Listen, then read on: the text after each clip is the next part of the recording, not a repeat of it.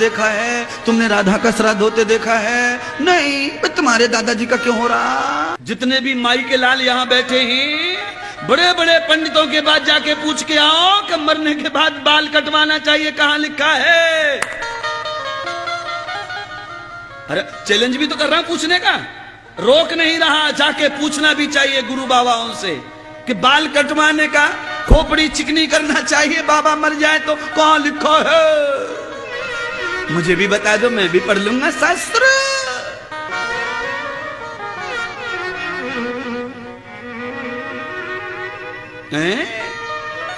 दादाजी मर गए, बाबा जी मर गए, तो बाल कटवा के क्या मिलने वाला है किसी को पता नहीं, खाली परंपरा है इसलिए गर्दन नीचे कर देते, ले निकाल दे भैया निकाल दे, पता कुछ नहीं है कि होता क्या है इससे कटवाने से, किसी को कुछ नहीं पता, खाली निकाल ले। ये बोलने से पहले चैलेंज दिया है, किसी भी बाबा से जाके लेके आओ शास्त्र, किसी को भी खुदर खुदर हो रही हो ना कि महाराज हम थोड़ी कर रहे हैं, तो कब से चला रहा है, कितने भी पुराना चला रहा हो, खाली तुम किसी के पास से लिख के लाओ शास्त्र में कि ये फलाने अध्याय पे लिखा है महाराज इंद्रदेव, देख लिखवा के ले आओ बस। याद रखो, जिन लोगों का श्राद्ध मनाया जाता है वो नकली लोग थे, जिनका श्राद्ध नहीं होता, जन्मदिन ही होता रहता है, वो असली लोग थे। तुम्हारे दादाजी का क्या होता है? श्राद्ध।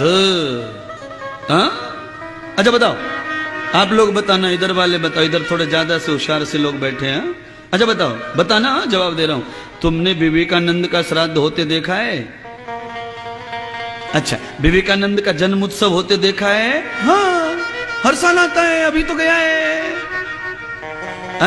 अच्छा, तुमने दयानंद का श्राद्ध होते देखा है? तुमने वेद व्यास का श्राद्ध होते देखा है? तुमने राम जी का श्राद्ध होते देखा है? तुमने कृष्ण का श्राद्ध होते देखा है? तुमने द्रौपदी का श्राद्ध होते देखा है? तुमने राधा का श्राद्ध होते देखा है? नहीं, तुम्हारे दादाजी का क्यों हो रहा? अरे नकली आत्मा है तुम। राधे राधे।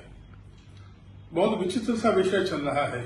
जब जिसके मन में जो आता है वो सनातन धर्म को छोड़िए, अब भगवान को जो चाहे कह दे, गालियां दे।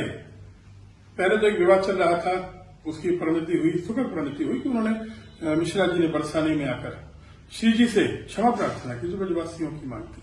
लेकिन अब एक और महामंडलेश्वर ने, जो तथाकथित कथावाचक हैं, उन्होंने पहले तो एक वक्तव्य दिया और एक नया वक्तव्य और आ गया।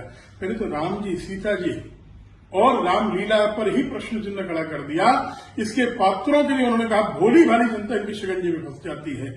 महाराज, जिसे भागवत नहीं आती, जो गुरु शब्द का अर्थ नहीं जाने, उसके लिए आप क्या कहेंगे? भोली भाली जनता इनके शिकंजे में फंसती है या नहीं फंसती है? दूसरी बात, अब तो आपने राधा रानी के लिए इतना गलत शब्द कह दिया, श्राद्ध से जोड़ दिया, और आपने श्राद्ध की प्रक्रिया पर प्रश्न चिन्ह खड़ा कर दिया। मैं गया में बहुत जल्दी, आज ही ये वीडियो भेजने वाला हूं। गया के सम्मानित पूज्य ब्राह्मणों से मैं निवेदन करूंगा कि आप इस पर अपना मत प्रदान करें कि क्या श्राद्ध की प्रक्रिया काल्पनिक है और क्या राधा रानी के साथ श्राद्ध का संबंध और शब्द जोड़ा जा सकता है? अभी तो आप लोगों ने एक बयान सुना नहीं है इनका, जो आपकी होश उड़ा देगा। वो इस समय YouTube से गायब हो चुका है, जिसमें कि बहुत ही आपत्तिजनक बयान और वक्तव्य भगवान त्र्यंबकेश्वर शिवलिंग के संबंध में दे रहे हैं, और अब उसको मैं बोल भी नहीं सकता। सच्चाई की बात यह है कि मैंने जब वो बयान सुना तो मुझे लगा कि अगर ये वायरल होगा तो इससे सनातन धर्म की बहुत बड़ी हानि होने वाली है। लेकिन साथ ही मैं प्रश्न चिन्ह खड़ा करना चाहता हूं, मैं निवेदन करना चाहता हूं, आपका कोई भी स्वार्थ हो, जो ब्राह्मण नेता, कुछ ऐसे व्यक्ति हैं जो अपने को ब्राह्मण नेता कहते हैं, आज एक गैर ब्राह्मण, ब्राह्मणेतर व्यक्ति ब्राह्मण बनकर कथा कर रहा है, दूर का नहीं है। आप पता कीजिए ना उसके बारे में। किसी जाति का कहाँ विरोध है सनातन में, लेकिन आप ब्राह्मण सभा, किसी भी ब्राह्मण संगठन के बैनर तले, कोई ब्राह्मण सभा को मैं संबोधित नहीं करना चाहता, लेकिन एक ब्राह्मण संगठन के बैनर तले आप लोग बड़ी बड़ी यात्राएं निकालते हैं, और उसके बाद आप एक ब्राह्मणेतर के लिए मैं